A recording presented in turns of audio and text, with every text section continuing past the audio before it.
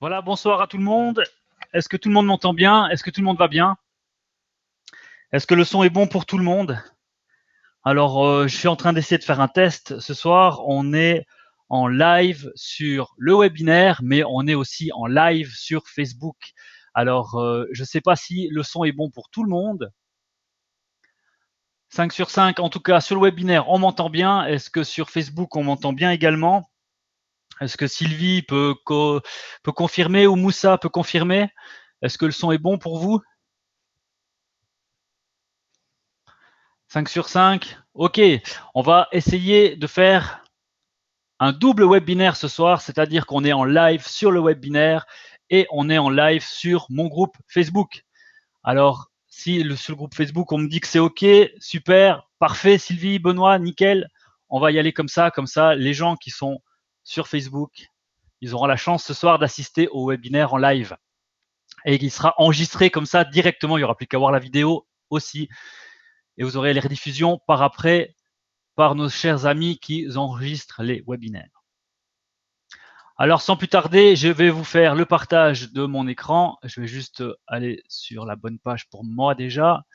Et ensuite, je vais vous faire le partage.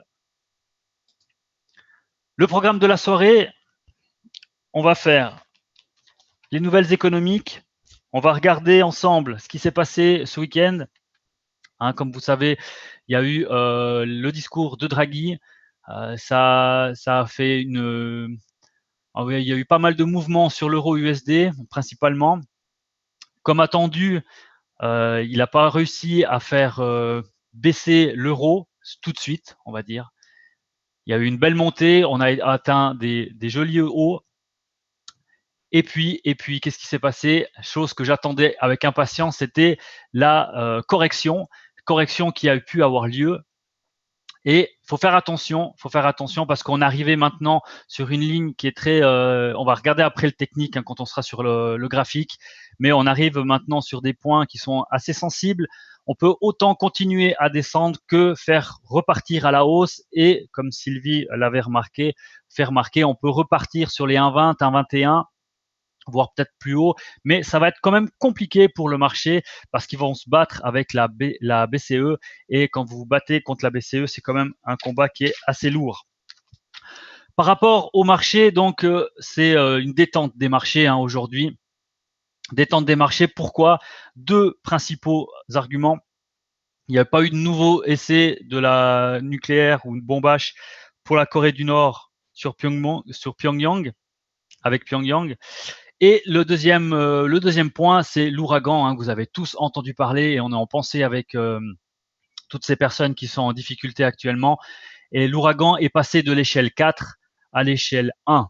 Donc, comme vous savez, le premier ouragan a atteint la côte vers Miami, vers la Floride. Et quand l'ouragan arrive vers la côte, enfin un petit peu de géographie là, et puis et, mais quand l'ouragan arrive vers la côte, il s'atténue. Donc, pour qu'un ouragan se nourrisse, lui se nourrit de l'eau. Il faut qu'il y ait de l'eau chaude. Et du moment qu'il arrive vers les terres, il faut qu'il y ait des terres, on va dire, fortes, pas que ce soit des petites îles ou des archipels. Et à ce moment-là, il s'atténue et disparaît. Donc, c'est ce qui va se passer maintenant avec le premier. Et on a le deuxième ouragan qui est arrivé, mais il est passé à l'échelle 1. Donc, tout va gentiment rentrer dans l'ordre, malgré tous ces dégâts qu'on a pu constater et les victimes qu'il y a pu y avoir. Il y a eu aussi un discours accommodant ce matin de Benoît Cœuré de la BCE. Il a bien expliqué qu'il n'y avait pas de durcissement politique monétaire et que sur la zone sur l'euro USD, ils allaient se contenter pour l'instant. C'était acceptable pour la BCE de rester sur une tranche de entre 1,15 et 1,20.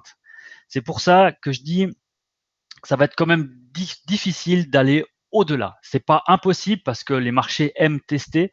Les marchés aiment tester, que ce soit la BCE ou pas, les marchés aiment tester. Et c'est pas impossible qu'on aille au-delà des 1,20 parce que ça a déjà été par le passé, mais ça va être très difficile.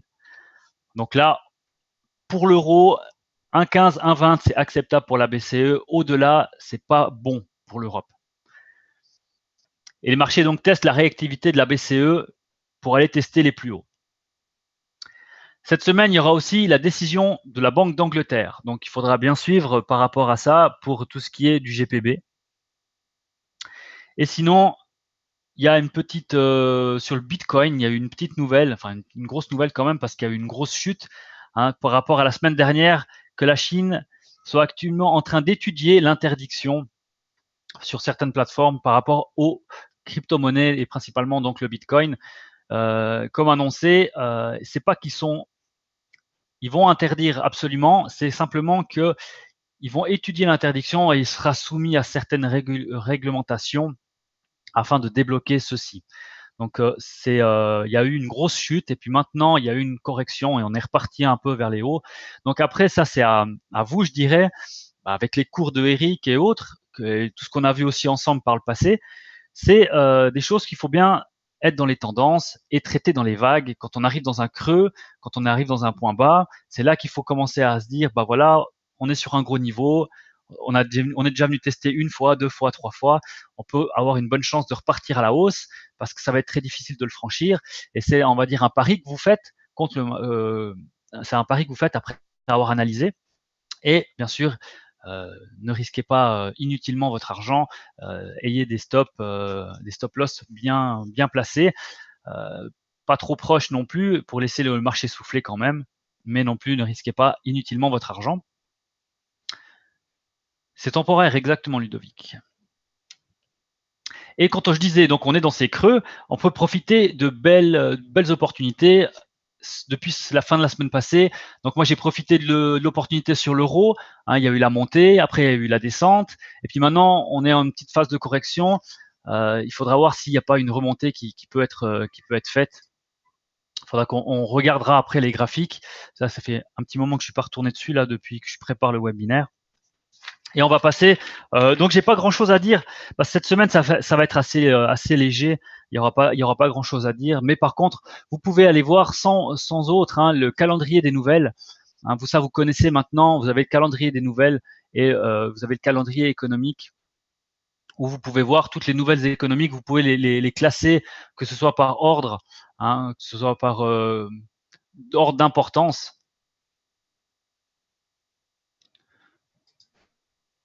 C'est que ça juste, moi j'ai tellement de choses ouvertes, c'est que ça met du temps maintenant à charger. Peut-être aller sur le tableau de bord, voilà. Si j'ai recliqué, ça va peut-être partir. Vous avez ici les priorités. C'est reparti. Vous avez les priorités par une bulle, deux bulles, trois bulles. Plus vous avez de bulles, plus c'est important et que vous avez de fortes chances de variation sur le marché. Ça, je ne vais pas vous les remontrer, vous les connaissez toutes normalement. S'il y a des questions par rapport à ça, vous n'hésitez pas, vous me le dites.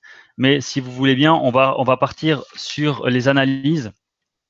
Donc, vous voyez, cette semaine, c'est relativement calme. Il n'y a pas de grosses nouvelles. Après, il faut mettre les filtres, bien sûr. Et puis, on va pouvoir voir ce qui va se passer. Mais c'est relativement calme. Je vais donc vous partager ma MT4 et on va aller, sans plus tarder, voir les analyses.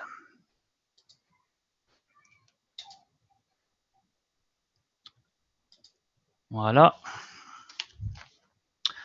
Alors, on va commencer par l'euro USD. C'est en ordre pour tout le monde, la MT4 ? Je vais vous mettre ce graphique. Super, c'est OK. Je vais vous mettre ce graphique, comme ça vous allez bien voir les résistances et les supports. Ça, on l'a vu déjà beaucoup de fois. Vous l'avez aussi sûrement vu avec Eric, que les supports et résistances font, on va dire, effet de barrière, comme je le dis dans le jargon commun. Et après, vous avez toute une multitude d'indicateurs. Donc, d'avoir trop d'indicateurs, c'est pas bon non plus. Enfin, à mon sens, parce que vous vous perdez pour finir et vous n'allez pas réussir à faire un choix, parce qu'il y en a qui vont se contredire. Les indicateurs sont là pour vous donner une voie, pour vous donner une idée par rapport où le marché peut se diriger, où peut s'arrêter éventuellement. Et c'est pas dit que à 100% que ça va s'arrêter, par exemple. Mais si on regarde, moi je regarde souvent le marché sur 1 heure. Si on regarde le marché sur 1 heure, on peut voir que la zone technique forte, elle est à 1,20. On a vu qu'on a bataillé pas mal et à 1,20 et là, bon, bien sûr, il y a eu des petits pics haussiers, mais si vous voyez bien, on est à 1,27, 1,2077. C'est là, on va dire qu'on a clôturé un petit peu, juste un petit peu en dessus des 1,2077. Hein, si je vais voir si je retrouve des chiffres plus précis, mais aux alentours des 1,2077, c'est là qu'on s'est arrêté. Juste voir le chat en même temps. Je reviendrai plus tard, hein, Ludo, je regarderai un petit peu après ça. Donc, sur le mensuel, on est sur, avec 1,20, on est sur les moyennes sur 2010 et 2015. Donc, s'il faut que je mette sur le mensuel,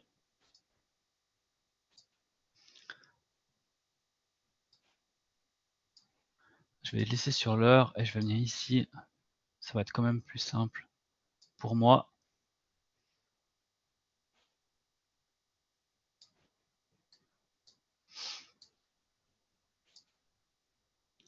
Voilà, normalement tout le monde devrait bien voir. Et vous voyez que le 1,20, il est ici. Et vous voyez que c'est le point de 2015 et il y a aussi un point de 2010. Donc c'est quand même un gros niveau. Hein, on peut pas le franchir comme ça aisément. Et surtout que la BCE, elle n'est pas favorable à avoir un taux aussi haut. C'est pas favorable pour l'économie d'Europe. Donc la BCE va contrecarrer à un certain point. Donc comme je l'ai dit, elle tolérait on va dire une range de 1,15, 1,20, mais si ça devrait aller plus haut, et c'est possible que ça aille plus haut, mais si ça devrait aller plus haut, il faut s'attendre il faut s'attendre à que la BCE réagisse. Et puis quand la BCE réagit, il peut y avoir de forts mouvements, de très forts mouvements. J'essaie de suivre le chat encore en même temps. Oui, tout est possible. Donc, comme je l'ai dit, il faut raisonner par vague, par support et par résistance. Donc ici, on voit qu'on a un point à 1,04. Ça, c'est l'un des points les plus bas. Vous voyez, on l'a touché ici en 2015, on l'a retouché en 2016 et on l'a retouché le début de l'année 2017. Hein, c'est un point qui a été touché 3 fois. Vous voyez ici, il a été touché 3 fois. Donc ça, on est sur en mois. C'est quelque chose qui va se passer sur du long terme. C'est pas en une journée, c'est pas en quelques heures, c'est pas en quelques jours. C'est sur vraiment du long terme. Et quand on a des petits comptes ou quand on ouvre une position ou plusieurs positions et puis qu'on se dit ah bah vu que ça a été touché, on peut y retourner. Mais il faut bien se dire qu'il peut y avoir des grands mouvements. Et avec un petit compte sans sécurité et sans solde suffisant, votre compte ne pourrait tenir assez largement. Par exemple, juste pour vous montrer l'exemple, ici je suis en 0,15 sur 2 positions. Ça m'explique que j'ai une marge encore disponible de 1786%. Bon, je suis en gain, mais ça ne change pas la marge. Mais je suis en gain actuellement, mais même si je devrais être en perte, j'ai largement de quoi, pour l'instant, subvenir à ces 2 trades. Mais je ne vais pas ouvrir d'autres trades. Pourquoi? Parce que je veux gérer celle-ci et atteindre mes objectifs avec ceci. Quand j'aurai atteint mes objectifs avec ceci, je passerai à des trades suivants ou des opportunités autres. Si je décide de prendre d'autres trades, je vais prendre la décision de fermer peut-être prématurément ceci pour aller voir une autre opportunité, pour éviter d'avoir justement un pack trop important de trades ouvertes, pour éviter au cas où aussi il devrait mal se passer quelques trades, parce que là vous voyez du gain, mais j'étais en perte à un moment donné. Sur Little Coin, quand je l'ai ouvert avec le spread et autres, j'étais à moins 11, après je suis monté à plus 20, et maintenant je suis à plus 8, ça varie beaucoup, et moi je vais aller chercher les 50 $ de gain. Donc parce que j'ai un point précis où je l'ai mis. Donc voilà, on a un objectif, on le met, et après il faut laisser le temps. Et on a vu beaucoup avec les crypto-monnaies qu'il faut beaucoup de temps et il peut se passer aussi beaucoup de choses très rapidement. Et pour le trading dans le forex, c'est pareil. À une petite nouvelle, une mauvaise nouvelle, ça peut vraiment influencer le marché. Et si on n'a pas un compte suffisamment bien fourni, on ne peut pas supporter une variation comme ça aussi importante. Je remets sur le 1 heure. Je vais revenir.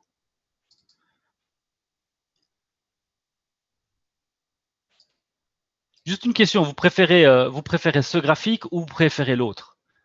C'est plus parlant pour vous, celui-là avec les moyennes mobiles, les supports et les résistances, ou l'autre graphique où on a simplement des obliques. Bon, j'ai la MACD et après j'ai un autre indicateur. Pour vous, c'est plus clair où?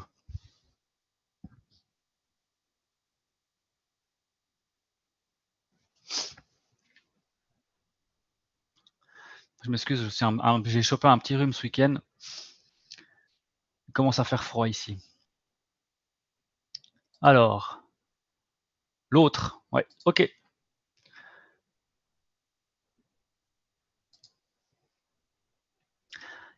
Ici, vous voyez bien, vous avez la résistance. Ici, on a le support qui a été testé. Ici, vous avez les moyennes mobiles. La moyenne mobile 100 périodes, la moyenne mobile 50 périodes et la moyenne mobile 25 périodes. Une chose, moi je l'ai toujours dit, j'utilise pas le croisement des moyennes mobiles. Moi, ce que j'utilise avec les moyennes mobiles, elles font office de support et résistance pour moi.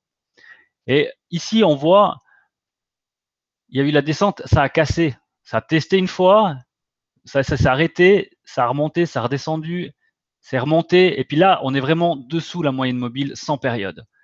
Donc 100 périodes, moyenne mobile 100 périodes, ça veut dire quoi? C'est une moyenne des 100 heures.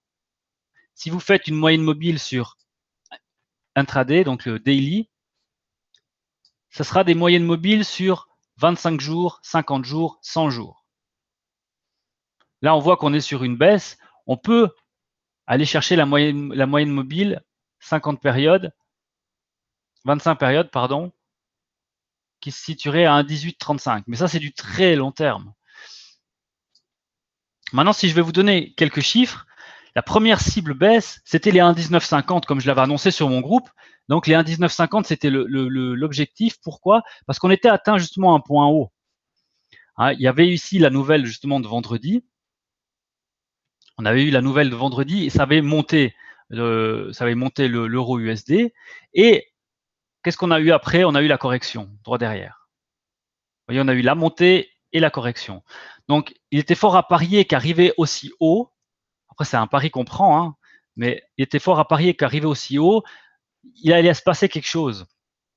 Et en même temps, aujourd'hui, ça a aidé parce qu'il y a eu des choses qui étaient positives pour l'US. Donc, en même temps, on avait on va dire un redressement du côté US. Et puis, malgré que la zone euro, elle était confortable, elle est bonne, on a eu un redressement du côté US qui fait que ça a baissé un petit peu l'euro. Et en même temps, on a eu aujourd'hui le discours ce matin de Benoît Cœuré, qui avait fait un discours accommodant donc et qui avait dit pas de durcissement de la politique monétaire et puis qui se contentait de la zone euro, etc. Donc ça a fait baisser un petit peu l'euro justement ce matin. Donc la première cible baissière, c'était un 1,1950 avant de voir les 1,1920. À l'inverse, si on remonte à 1,20, donc le scénario pourrait repartir de nouveau à la hausse. Hein. Si on revient dans les 1,20, on est à peu près on va vous mettre ça précis. C'est juste un petit peu en dessous de cette barre bleue. Hein. Donc là, on voit qu'on est vers les moyennes mobiles. Il y a le croisement des moyennes mobiles. Si on revient ici, par contre, là, on pourrait aller chercher les 1,20-30, les 1,20-50. Par contre, il faudra vraiment un gros catalyseur. On aura vraiment un vrai coup de pouce pour aller au 1,21. Je pense pas qu'on va aller comme ça tout tranquillement. Moi, à mon avis, je pense que ça va quand même bloquer. Ça, c'est mon avis personnel. C'est pas impossible qu'on y aille, mais je pense que ça va être plutôt difficile.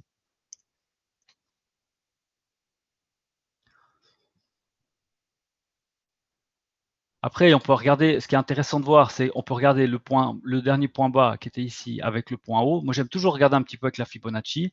Et vous voyez quoi?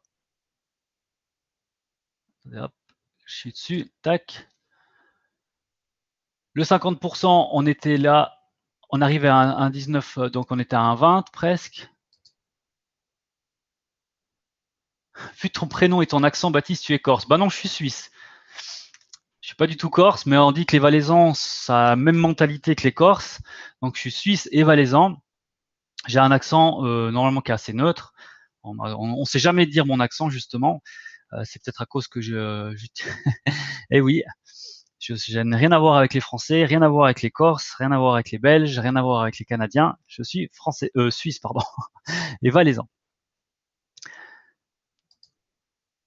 Donc, si on prend la Fibonacci, c'est une chose que j'aime beaucoup.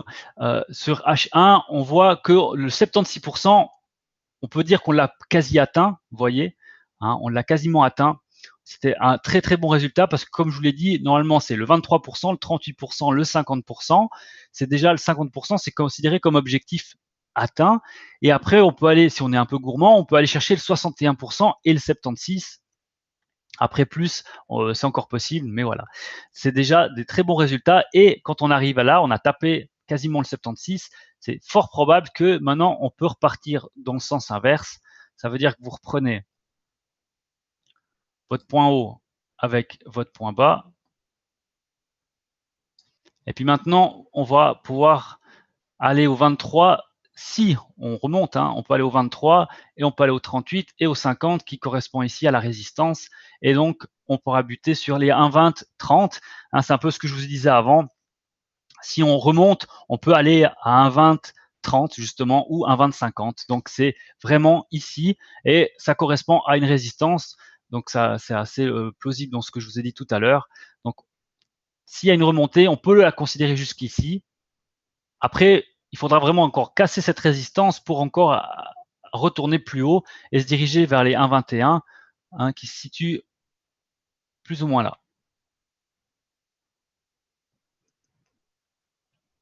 Là, on a 1,29 188. Quand on pose ces niveaux, c'est pas toujours précis au point près, mais c'est pour vous donner une indication. Voilà. Donc, pour l'instant, on est dans l'attente. Hein. Ici, c'est difficile de rouvrir. Ah, maintenant, on pourrait retenter une petite hausse, vu qu'on bloque hein, depuis maintenant 3 heures. On voit 1, 2, 3 heures. On a eu la belle descente. Et à partir de là, on a vu que c'est remonté, ça a rejeté, c'est remonté. Et là, on a les supports obliques qui se mettent aussi, qui se mettent en place. Et on a les moyennes mobiles qui peuvent aussi bloquer, hein, qui peuvent faire office de résistance. Donc, il y a quand même pas mal de barrières, comme j'aime dire. Donc moi maintenant, j'ai sorti mes trades et pour moi, pour l'euro USD, pour l'instant, je suis dehors. J'arrête là. Maintenant, je observe quel sens va reprendre le marché, où va se diriger, parce qu'il peut très bien tout d'un coup casser et rediriger vers le bas, ou alors remonter. Et je prends pas le risque sur ce coup-là. Maintenant, j'ai fait une belle descente. Je suis content. J'ai pris mes gains. Et voilà. Maintenant, si on passe sur le GPB USD. Donc le GPB USD, il a fait un sacré rallye la semaine passée. Hein, il est resté vraiment très solide. Après son rallye, il est monté de 1,2930 à 1,3220 en moins d'une semaine. Le pic s'est formé vendredi avec l'affaiblissement général du dollar. Alors par contre là, une hausse vers les 1,3250 sur la résistance et un sommet annuel à 1,3267. Donc ça, c'est vraiment les points les plus hauts. Hein, puis ça va être aussi assez difficile d'aller les chercher parce que quand on s'approche près des points et des sommets annuels ou mensuels, qu'est-ce qui se passe souvent? C'est qu'il y a des phases de correction. On va pas tout droit en haut, hein, c'est rare, mais il se passe souvent des corrections pour aller reprendre de l'élan. C'est un petit peu comme les montagnes russes. Hein. Vous faites votre montée, il y a une descente et après vous rattaquez une plus grosse montée. Donc il faut faire attention de rentrer au bon moment et pas n'importe où, n'importe comment, parce que si vous rentrez au beau milieu de quelque chose, vous êtes sujet à aller, ouais, voilà, vous êtes vraiment au milieu de tout, comme là par exemple, ici, on pourrait être à l'achat. Pourquoi? Parce que on est sur cette barre oblique. Pour l'instant, on est encore baissier. Hein, moi, j'ai mes indicateurs qui me disent qu'on est encore un peu baissier. Là, on voit que sur le MACD, c'est baissier. J'attends encore que ça confirme qu'on soit là à la hausse pour racheter, mais on arrive sur un point, on est sur un oblique, donc il serait intéressant d'étudier ça et pour cela, il faut aller regarder après plus bas dans les time frames, donc le 5 minutes, le 30 minutes, pour voir vraiment dès qu'on confirme qu'on passe en achat.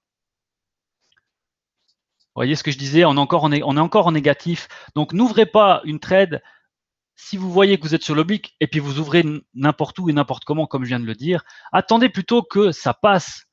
Votre stratégie sur 1 heure, elle est bonne. Vous dites, OK, il y a un potentiel de remonter maintenant. Maintenant, il faut regarder sur le time frame plus court et attendez que sur 5 minutes, ça passe à l'achat. Vous voyez, on arrive à, là, j'ai les petites bulles vertes qui commencent à montrer comme quoi on peut remonter. On a le MACD qui remonte aussi. Et maintenant, il faut attendre que les bears s'amenuisent et qu'on passe gentiment à l'achat. Et à ce moment-là, quand vous aurez le 5 minutes qui se confirme, à la limite que vous avez aussi le 30 minutes qui confirme que vous passez à l'achat, et ben à ce moment-là, là on est bon sur le 30 minutes, mais sur le 5 minutes on n'est pas bon encore. Vous voyez, hein, on est sur le négatif.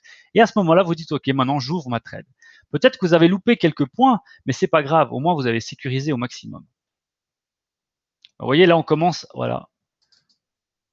On commence maintenant, on est à l'achat. Et puis à ce moment-là, peut-être que vous vous dites, bah voilà, maintenant je passe ma trade. J'ai juste attendu que la confirmation. Et aussi, une chose importante, c'est que vous voyez, il reste 3 minutes avant de passer aux 5 minutes suivantes. Il peut se passer beaucoup de choses en 3 minutes. Il peut tout d'un coup réinverser, terminer la bougie et passer en négatif. Donc attendez que la bougie se termine. Il reste 3 minutes à attendre avant que la bougie se termine parce qu'il peut très bien monter, mais tout d'un coup finir en baisse et inverser la tendance. Sur le court terme, je parle là. Et attendez, c'est comme si vous êtes à 1 heure, puis vous êtes à, bah là on est à 27 pour la 30 minutes. Il reste 3 minutes pour la demi-heure. Si on serait à 20h59, il nous resterait 1 minute. Attendez. Attendez ces quelques minutes. Pourquoi? Pour voir comment va débuter la prochaine bougie, que ce soit sur l'heure, que ce soit sur les 5 minutes, que ce soit les 15 minutes, les 30 minutes. Regardez ces time frames. Attendez, soyez patient là de 2 minutes. Comme ça, on va pouvoir voir sur comment le marché va réagir, s'il est bel et bien reparti sur une hausse ou pas. Parce que là, il bataille, hein, il n'est pas sûr. Vous voyez ce que je disais, on était parti à l'achat, vous aurez ouvert, et ben qu'est-ce que vous savez, vous êtes déjà en train de perdre un peu de l'argent. Donc mieux vaut patienter quelques minutes, voir où il va clore, parce que peut-être qu'il va aller chercher le pivot ici, qu'il va aller peut-être s'arrêter sur le pivot avant de repartir à la hausse, ou pas, peut-être qu'il va continuer à baisser et revenir ici. Donc c'est pour ça que c'est important d'attendre que les tranches du time frame soient terminées. Et pour le scénario baissier, donc là je vous ai expliqué pour le scénario haussier, hein, on pouvait aller atteindre les 1,3250, ça c'est la grosse résistance, et on a le sommet annuel à 1,3267. Je vais laisser ici sur le 5 minutes en attendant. Et pour la baisse, la première zone du support, elle sera à 1,3150. Et vous voyez, on n'est encore pas atteint. On est toujours dans la zone haussière parce qu'on est à 1,3170. On doit attendre pour se dire, voilà, maintenant ça confirme qu'on on a inversé la tendance haussière et qu'on va se diriger peut-être vers une période baissière, il faudra alors casser la zone 1,3150. Tant qu'on n'a pas cassé cette zone à 1,3150, on a toujours une grande chance de repartir à la hausse. Et vous voyez, il est pas très loin, hein. Il est ici.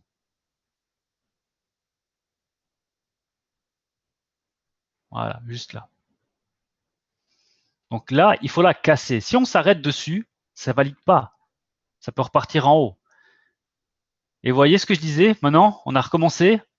La bougie là, vous aurez ouvert parce que vous vous dites, ah bah cool, j'étais sur le support oblique ou autre, je pars à l'achat, on est bleu et j'ouvre. Vous aurez ouvert. Vous aurez ouvert où? Au sommet, en pensant que ça allait partir à la hausse. Et puis maintenant, bah, en résultat, qu'est-ce qu'il fait? Il part en bas. C'est pour ça que c'est l'exemple parfait parce que c'est exactement ça que je voulais vous montrer. Soyez patient de quelques minutes parce que maintenant vous vous dites, ah bah ouais, j'ai bien fait d'attendre. Bah, c'est pas le bon moment. C'est pas le bon moment. Attendez vraiment que votre stratégie sur l'heure se confirme en petit. Time frame 1 heure. Vous voyez, là, on est encore baissier. Ça peut très bien casser, comme on a le scénario baissier à 1,3150. Alors, si on le casse, on pourra aller à 1,3125, puis à 1,31. Et là, on peut faire la même chose. Hein. On peut tirer la Fibo, par exemple, pour aller voir. Vous voyez, on a fait 2 fois. On a tapé 2 fois au même endroit. Et là, on a le 38% qui sera ici, à 1,3150. C'est ce que je viens de vous dire. On devra casser les 1,3150. Vous voyez, il n'y a pas de miracle. Hein. Ça correspond pile en plus à ce que je vous ai dit. Si on casse ici, on pourra aller chercher alors le plus bas, les 1,3125 et les 1,31. Les risques de repli, ça doit être vraiment pris au sérieux. Ça peut très bien remonter, on peut très bien retaper et repartir en avant vers le haut ou à l'inverse. Pensez toujours à ça. C'est pas parce que vous êtes sur une belle tendance que ça peut pas avoir l'inverse, une phase de correctionnelle ou une phase de correction, je sais pas comment le dire. Ça peut arriver. Donc, c'est l'effet yo-yo. Vous voyez, ici, on a tapé là, mais il n'est pas remonté, il est descendu, et maintenant il est remonté, puis maintenant il redescend. Et ça, c'est toujours comme ça. Le marché fait toujours comme ça. Il monte, il descend, il monte, il descend. Donc, c'est pour ça qu'il faut toujours bien se situer et pas ouvrir n'importe où, se précipiter en disant, oh ouais, je suis sur une bonne, là, je suis sur un bon ressentiment, etc. J'ouvre. Non, attendez. Si on regarde là, vous voyez, c'est ce que je vous ai dit. Il a été sur le support. Et maintenant, une fois qu'il est sur le support, il est en train d'essayer de repartir. Mais on a un 32 à 20h32. J'attends les 35 pour voir comment va se jouer cette bougie. Parce que on l'a vu avant, c'est pas parce que ça monte que tout d'un coup ça peut pas s'inverser. La bougie ici, je vous rappelle, elle était en positif et elle a fini négatif. Elle a fini en perte, donc elle a fini en rouge. Et on a été vraiment sur le support, comme je vous l'avais dit, hein, c'était presque pressenti qu'on allait aller sur le support, sur le pivot, pardon, et on l'a été. Et puis maintenant, il tente de repartir. Voilà, j'espère que ça vous parle un petit peu l'explication un peu technique là que je vous ai expliqué, mais c'est vraiment important parce que vous devez poser vos niveaux, vous devez prendre le temps de vous construire votre graphique avec vos indicateurs, avec vos cours que vous avez appris à droite, à gauche, etc., pour pouvoir avoir la meilleure vue sur le marché. Et vous devez toujours voir loin en premier. Pourquoi? Parce que ça vous donne la tendance ou qu'est-ce que fait le marché, parce que sur du 5 minutes, c'est du bruit, hein, c'est juste du vent, c'est rien sur 5 minutes, ça peut monter, descendre toutes les 5 minutes, mais ce qui est important de voir, c'est qu'est-ce qu'il fait sur l'heure, qu'est-ce qu'il fait sur l'H4, qu'est-ce qu'il fait sur le daily, qu'est-ce qu'on est en train de faire, là on voit qu'on est, en haussier, en daily on voit qu'on est aussi haussier, mais que là aujourd'hui on est en perte, aujourd'hui on a baissé.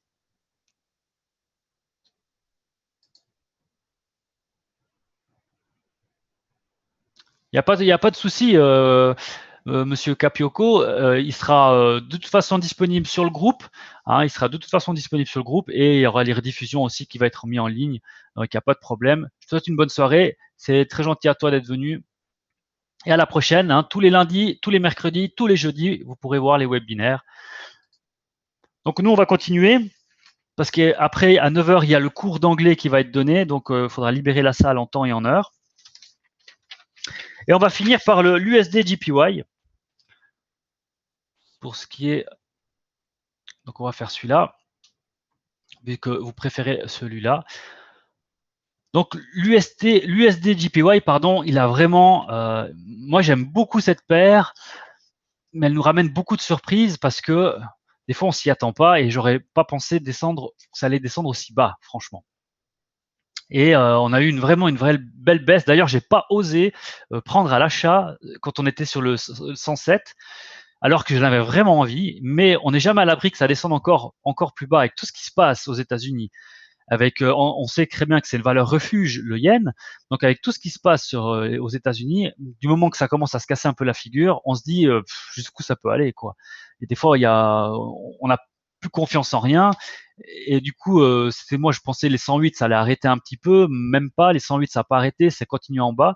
J'ai pas osé. Et ben ouais, ça s'est arrêté au 107. Au 107,27, ça s'est arrêté. Donc on a fait un bon coup baissier. On a été à 107,30, à 107,30, et la clôture hebdomadaire, donc ça veut dire la clôture de la semaine, elle s'est clôturée à 107,80, 107,80 pour vous. Donc l'ouverture des marchés cette semaine, donc aujourd'hui on a fait un gap. Donc hier soir à 23h, on a fait un gap. Ça a permis une chose, ça a permis de casser la résistance des 108. On a fait vraiment un bon coup. On était à 107 745, 780 et du coup, on a passé au-dessus des 108 et puis maintenant, on a pu passer jusqu'au 109. C'était une grosse résistance à 109. Donc, du coup, maintenant, on arrive à 109, 110. Et avant de passer à la zone, c'est les prochains points importants, c'est 110, 75 pour aller après au 111. Donc, on va pas aller tout droit non plus. Mais normalement, pour le scénario haussier, on devait aller au 109, chose qui a été atteinte. Maintenant, la zone 109, on est en train, vous voyez ici, sur une résistance. Hein, ça correspond également au point de quelques jours en arrière, hein, donc de 3 jours en arrière. On est passé par là. Maintenant, on s'est arrêté pile dessus. Alors, qu'est-ce qu'on fait typiquement quand on veut voir s'il y aura un retracement?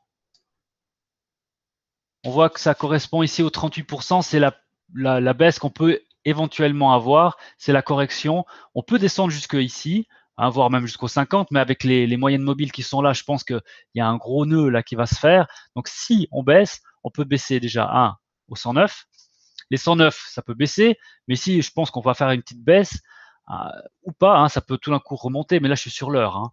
Donc, moi, si on spéculerait sur une baisse, déjà, il y a les 109. Si on casse les 109, on peut avoir les 23%. Si on casse les 23%, on peut se diriger ici vers les 108,65, hein, qui correspondrait presque à la Fibonacci des 38%, avant de repartir éventuellement sur une hausse. Donc la grosse résistance à 109-110 avant d'aller aux zones 110-75 et 111. Et en cas de repli, il faudra tenir les 108-12. Les 108-12 ou les 108.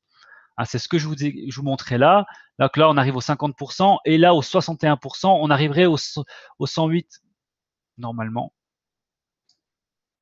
Si c'est bien le cas. 108-12, vous voyez, donc au 61%, on arrive au 108-10. Donc c'est plus ou moins ça.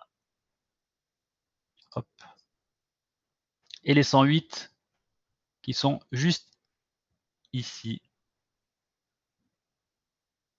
au milieu du gap. Et si on casse ce 108, alors à ce moment-là, on peut aller de nouveau vers les 107,60 et vers les 107,30.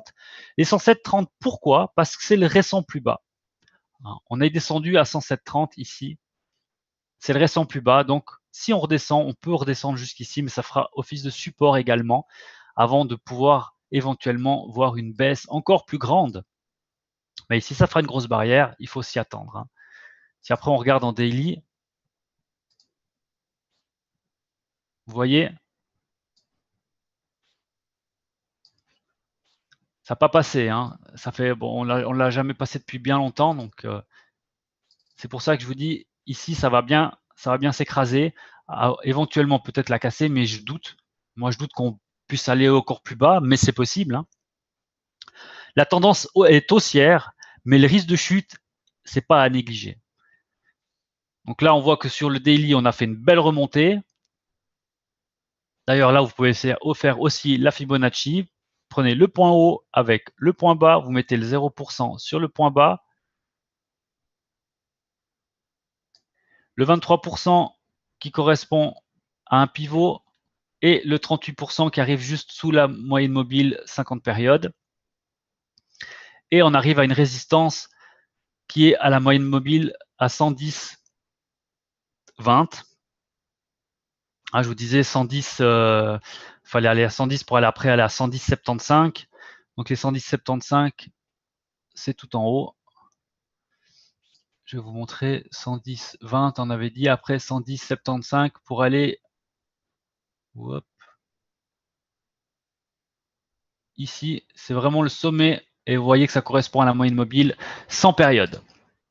C'est pour ça que tous ces éléments et ces indicateurs, j'aime les mettre ensemble parce que vous mettez un peu de Fibo, vous mettez la moyenne mobile, vous mettez le MACD, les divergences et vous arrivez avec les supports et résistances, les niveaux que vous avez posés, vous arrivez à faire des estimations qui ne sont pas trop fausses. On n'est jamais dans le juste, on ne peut pas deviner à l'avance vraiment, sauf les grands traders, ceux qui sont expérimentés, mais on ne peut pas deviner tout le temps à l'avance. Mais par contre, on peut se faire une idée sur qu'est-ce qui va faire le marché. Là, on sait que ça va être difficile. Donc, on peut spéculer sur une hausse et c'est ce qui est arrivé. Mais il fallait encore oser le prendre là. Mais voilà, moi, par exemple, je ne l'ai pas fait. Mais il y en a qui l'ont fait et puis ils ont fait un joli gain. J'espère que vous comprenez bien l'importance de tout ça. Et le Bitcoin et les crypto-monnaies. Donc, le Bitcoin et les crypto-monnaies, donc ils ont eu une belle baisse. Il faut juste que je vous montre. J'ai encore quelques minutes. Si vous avez des questions, profitez de les poser. On est toujours dans notre canal haussier pour le Bitcoin, par exemple. Et puis, voilà, moi, je vais aller chercher. Moi, personnellement, je vais aller chercher à 4004. On a été les chercher plusieurs fois, les 4004. Je vais être patient. Je vais essayer d'être patient pour aller les chercher. Il y a un canal qui est haussier, mais voilà, on fait dents de scie, on fait en haut, en bas, en haut, en bas. Maintenant, là, c'est sur 1 heure. On a été un petit peu plus haut. J'aurais pu prendre le gain ici, mais je l'ai pas pris. J'ai dit, j'étais à 20 $ et quelques de gain. Maintenant, le but, c'est d'aller chercher l'objectif, mais c'est sur du long terme. Ça veut dire que ça va prendre du temps. Ça va prendre du temps et il faut bien étudier son graphique avant. Il faut être sûr où vous ouvrez les positions. Vous voyez, par exemple, là, c'est un point bas. Ouverture de la trade ici, pas n'importe où. Ici, il y a eu, ça a bloqué, ça a bloqué, ça a bloqué, ça a bloqué, ça a bloqué. Vous voyez, c'est un point c'est vraiment un bon niveau ici. C'est pas ouvert au beau milieu de n'importe où. Donc, c'est ça qui est important. Vous voyez, ça correspond ici aussi à un point bas. Donc, toute cette ligne-là, ça fait l'office d'une grosse barrière. Elle va être difficile à casser. Donc, vous avez encore un peu plus de chance de votre côté si vous ouvrez vos positions aux beaux endroits et puis vous décidez de fermer les positions à un meilleur endroit. Je pourrais assurer mon gain en le mettant ici, par exemple. Vous voyez, là, on arrive sur un point haut qui a été atteint plusieurs fois. Mais voilà, moi, je vais aller chercher plus loin parce que je sais qu'il va sûrement remonter le Bitcoin. Pas tout de suite parce qu'il fait beaucoup de phases de correction, mais il va remonter. Alors, pas beaucoup de questions pour ce soir. Sur ce, c'est moins quart. On va gentiment libérer la salle pour pouvoir permettre à la chère professeure d'anglais de pouvoir se connecter et de se préparer afin de faire venir ses élèves.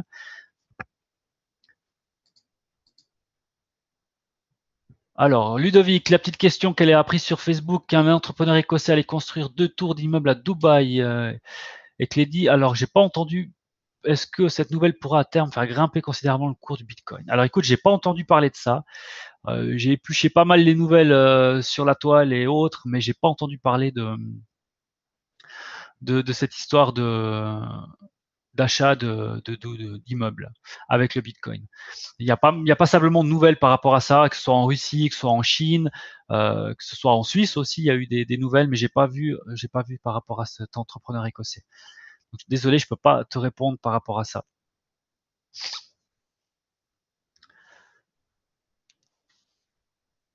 Avec plaisir, Ludo. Désolé, j'ai pas toujours réponse à tout. Alors moi, vous me retrouverez mercredi. On va refaire un tour sur le copy trading. On va analyser les performances des traders. On va regarder leurs statistiques. On va éplucher en détail certains profils pour regarder qui est plus sécure, qui ramène du gain, etc. Et on va peut-être avoir des infos, j'espère, pour avoir les comptes PAM également. Je sais qu'il y a beaucoup de travail en ce moment avec les comptes PAM. C'est très très attendu. Alors, on va vraiment faire en sorte que ce soit le plus rapidement disponible. Mais actuellement, j'ai pas d'infos à vous donner ce soir à ce niveau-là. J'en suis désolé, mais sachez-le, on ne vous oublie pas. C'est vraiment focus là-dessus. On se concentre vraiment. Là, on a fait beaucoup de travail ces derniers jours et vous inquiétez pas, ça va venir. Et sur ce, je vous souhaite une agréable soirée et je vous dis à mercredi et jeudi aussi. N'oubliez pas le webinaire. Ce sera le résumé de la semaine.